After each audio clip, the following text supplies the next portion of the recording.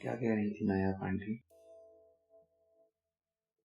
کچھ نہیں، یہی کہہ رہی تھی کہ وہ حیران ہے کہ یہ کس کی حرکت تھی، وہ نہیں جانتی تھی کہ کن کا کام تھا یہ. جس کی بھی تھی اچھا ہی ہوا، کم از کم مجھے اس اذیت سے چھٹکارا تو ملا. یو نو مام، رامین میرے ساتھ کبھی بھی خوش نہیں رہ سکتی تھی. اگر ہماری شادی ہو بھی جاتی تو کبھی سیٹ نہ رہ پاتی میرے ساتھ. چلو جو ہوا اچھا ہوا. اچھا بتاؤ، اب آگے کا کیا پلان ہے تمہارا؟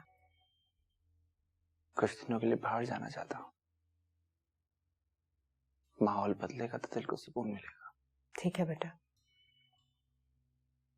چلے جاؤ. اگر تمہیں اسی طرح سکون ملتا ہے تو مجھے کوئی اعتراض نہیں بیٹا. کس دل سے کہہ رہی ہیں مام؟ ماں کا دل بہت بڑا ہوتا ہے بیٹا، اولاد کی خوشی کے لیے سب کچھ برداشت کر سکتی ہے.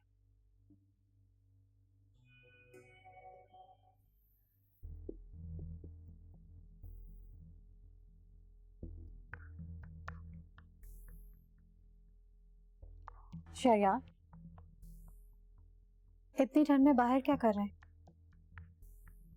آپ کو اپنی صحت کا خیال نہیں ہے تو کیا ہو، ہمیں آپ کی صحت بہت عزیز ہے. اس وقت کیسے آنا ہوا؟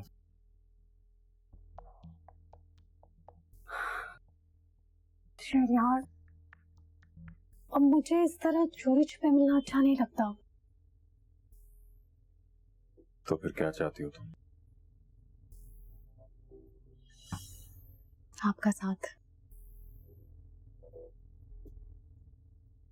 کیا مطلب؟ اسلام میں مرد کو 4 شادیوں کی اجازت دی ہے.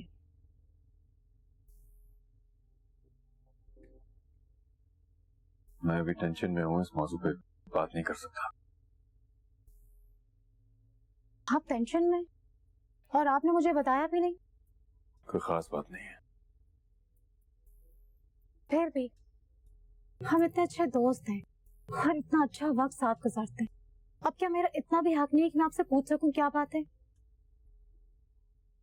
رامین اور غفران کی منگنی ٹوٹ گئی ہے.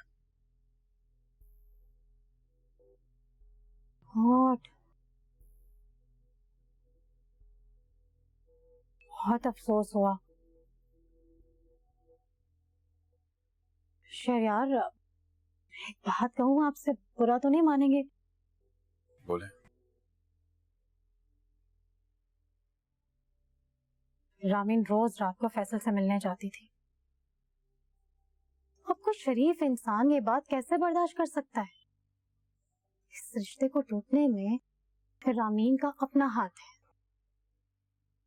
وہی تو میں کہوں کہ یہ سب کیسے ہو سکتا ہے؟ وہی نا، میں نے کتنی بار رامین کو فیصل کے ساتھ گھومتے پھرتے دیکھا ہے.